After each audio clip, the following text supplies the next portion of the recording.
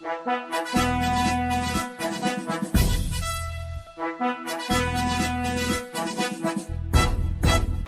నిజాలు చెప్పే భారత్ ఎన్బిటీవీకి స్వాగతం. నేను మీ జేకే. మిత్రులారా, సమయస్ఫూర్తిని ప్రవర్తించండి. దయచేసి సమయస్ఫూర్తి ప్రవర్తించండి. ఎందుకంటే రేపు జూన్ 4వ తారీఖున రాజకీయ నాయకులు తలరాతలు మారబోతున్నాయి. ప్రజా తీర్పు వెలువడుతుంది. కాబట్టి ఇప్పటిదాకా ఎలక్షన్లు అక్కడున్నాయి ఇక్కడున్నాయి అని జూన్ 8వ తారీఖు వరకు, జూన్ 1వ తారీఖు వరకు అక్కడ ఎలక్షన్లు ఇక్కడ ఎలక్షన్లు అని చెప్తూ సర్వే పోల్స్ని ఆపుకుంటూ వచ్చారు. ఇప్పుడు ఎట్టకేలకు సర్వే పోల్స్ వచ్చినాక అప్పటి వరకు నిద్రపోయిన ప్రభుత్వాలు ఇప్పుడు ఒక్కసారే నిద్ర లేచాయి. వైసీపీ చాలా కక్షధోరణిలో వెళ్తుంది. ఎందుకంటే ఏ సర్వే చూసినా ఏముంది గర్వకారణం, ఏ దేశ చరిత్రలో ఏముంది గర్వకారణం అన్నట్టుగా ఏ సర్వే చూసినా టీడీపీ కూటమి.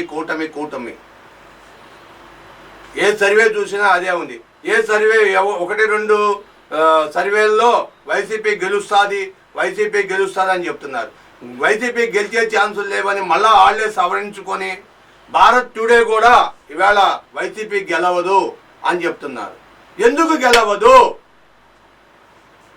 ఇప్పుడు దాకా 18 మంది సీఎంలు చేశారు ప్రభుత్వానికి. ఆంధ్రప్రదేశ్లో, ఉమ్మడి ఆంధ్రప్రదేశ్లో 18 మంది సీఎంలు ప్రభుత్వం పాలించారు. ఇంతవరకు కూడా 3,60,000 చిల్లర కోట్లు అప్పు చేశారు. కానీ నువ్వు చేసిన 5 సంవత్సరాల్లో 8 లక్షల కోట్లు అప్పు చేశావని చెప్పి నీ మీద విమర్శ ఉంది. శ్వేతపత్రం రిలీజ్ చేయొచ్చు కదా. ఎందుకు నువ్వు సంక్షేమ పథకాలని 25,000 కోట్లు ఎలక్షన్ నోటిఫికేషన్ అయినాక నువ్వు మే 13కు ముందు ఎలక్షన్ నోటిఫికేషన్ వచ్చింది. ఏప్రిల్లోనే నువ్వు 25,000 కోట్లు అప్పు చేశావు. వైసీపీ అప్పు చేసిన జగన్మోహన్ రెడ్డి ఏం చేశావు? 21 కోటి పాతదుంటే 4 కోట్లు అప్పు చేశావు. 4 కోట్లు ఏం చేశావు? నీకు అనుగుణంగా ఉన్న కాంట్రాక్టర్లకి నువ్వు డబ్బులు పంచుకున్నావు. నీ పెన్షన్దారులకు నువ్వు డబ్బులు ఇచ్చావు. చంద్రబాబు నాయుడు ఆ రోజు డబ్బులు ఇవ్వలేదా? ఆ రోజు పసుపు కుంకుమ ఇవ్వలేదా? మహిళలందరికీ 15,000 పసుపు కుంకుమ ఇచ్చాడు.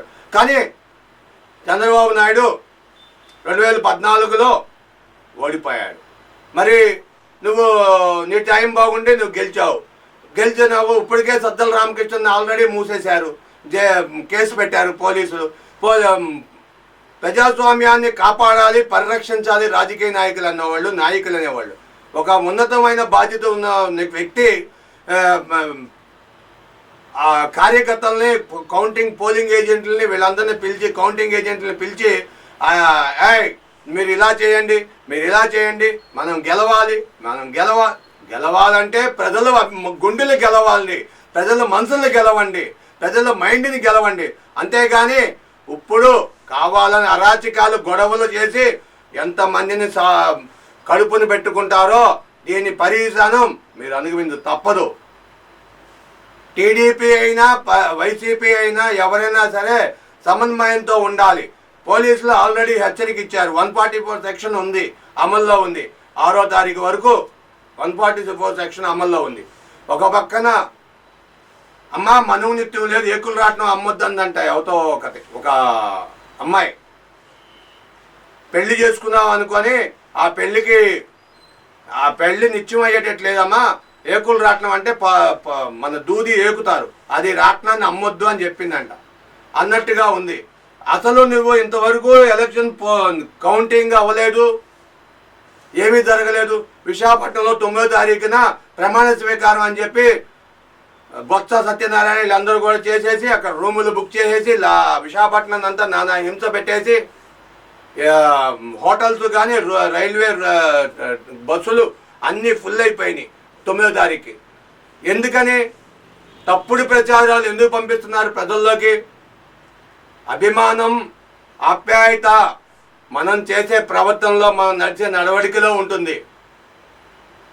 అంతేగాని ఇష్టారాజ్యంగా అధికారం చేతిలో ఉందని చెప్పి ఇష్టారాజ్యంగా అధికారం చలాయించేసి ప్రజలకు పన్నులు పెంచేసి, కరెంటు బిల్లులు పెంచేసి, వాటర్ ట్యాక్సులు పెంచేసి, ఏది దొరికితే అది పెంచేసి, ఒక నాయకుడు చెప్పాడంట, మీరు ఏం అమ్ముకుంటారో చేసుకోండి, మీరు ఏం చేసుకుంటారో చేసుకోండి, నాకు మాత్రం ఎలక్షన్ ఫండ్ కింద 50 కోట్లు ఇవ్వాలి అన్నాడంట. 50 కోట్లు ఎవడు బాబు సొమ్ము తెచ్చిస్తారండి? ఈ వారం కొట్టు మార్కెట్కి వెళ్ళి కిలో 180 రూపాయలు కొనుక్కొస్తే రెండో వారం మార్కెట్కి వెళ్తే అవే కందిపప్పు 280 రూపాయలు అయింది. అవే ఎల్లుల్లిపాయలు పెరిగిపోయినాయి. అన్నీ పెరిగిపోయి, నిత్యావసర వస్తువులు ధరలు పెరిగిపోయినాయి.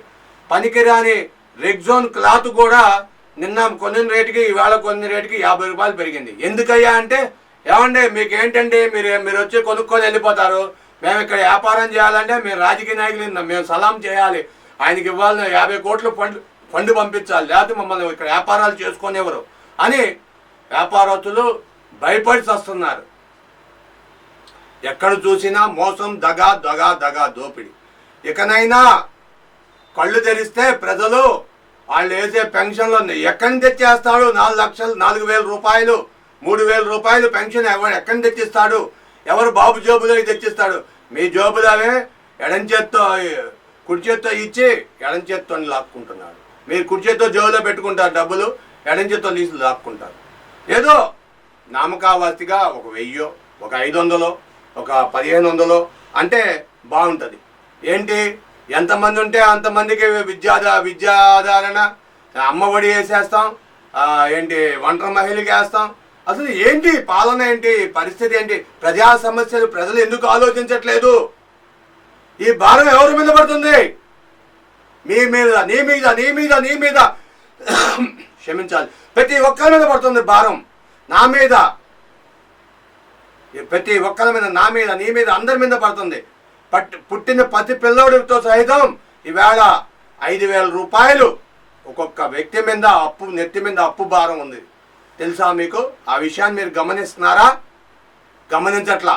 ఏంటంటే మాకు పథకాలు ఇస్తున్నాడు, మాకు పథకాలు ఇస్తున్నాడు, ఆటో మిత్ర, ఆ మిత్ర, ఈ మిత్ర. సౌమిత్రంగా ఉండండి, తోటి వ్యక్తిని ప్రేమించండి, తోటి వ్యక్తిని గౌరవించండి, కష్టపడి తినండి. కష్టపడి ఇసుక అన్నీ ఉంటే దరిదాపుగా 33 శాఖలు పనిచేస్తాయి, అందరికీ డబ్బు ఉంటుంది. ఇసుక ఆపేసి ఎంత డబ్బులు ఇస్తే ఇసుక వాళ్ళు బ్లాక్ మార్కెట్లు అమ్ముకుంటారు. తెలంగాణకి, కర్ణాటకకి, ఎక్కడికో దరిదాపుగా 1,00,000 రూపాయలు ఒక లారీ ఇసుక అమ్మిందంటే మీరు గమనిస్తారా? సుప్రీంకోర్టు వరకు వెళ్ళిందంటే ఇసుక దోపిడీ, ఇసుక కబ్జాలు మీరు గమనిస్తున్నారా? కాబట్టి మిత్రులారా, సమన్వయం పాటించండి. దయచేసి రోడ్ల మీదకి రావద్దు. రేపు అన్ని కొట్లు సెలవు, అన్ని ఆఫీసులు సెలవు, బ్యాంకులు సైతం సెలవు. దయచేసి ఎవరు బయటికి రావద్దు, అల్లర్లకు బలి అవ్వద్దు, రక్తపాతానికి దూరంగా ఉండండి. ఎవరైనా గొడవ పెట్టుకుంటే మీకు దగ్గరలో ఉన్న పోలీసులు, పహారా చేస్తున్న పోలీసులకి మీకు ఇన్ఫర్మేషన్ ఇవ్వండి. దయచేసి ఎట్టి పరిస్థితుల్లో రక్తపాతం కాకుండా చూసుకోండి. మీ ఒక్క ప్రాణం మీ కుటుంబానికి బలం. మీ బలమంతా, మీ కుటుంబ బలమంతా మీ ప్రాణం. మీ ప్రాణాన్ని కాపాడుకోండి. మీ విలువైన రక్తాన్ని బయట చిందకుండా చూసుకోండి. Thank you for watching our channel. దయచేసి మీ కామెంట్ల రూపంలో మీ అభిప్రాయాలు తెలియజేయండి, షేర్ చేయండి, లైక్ చేయండి. Thank you for watching our channel.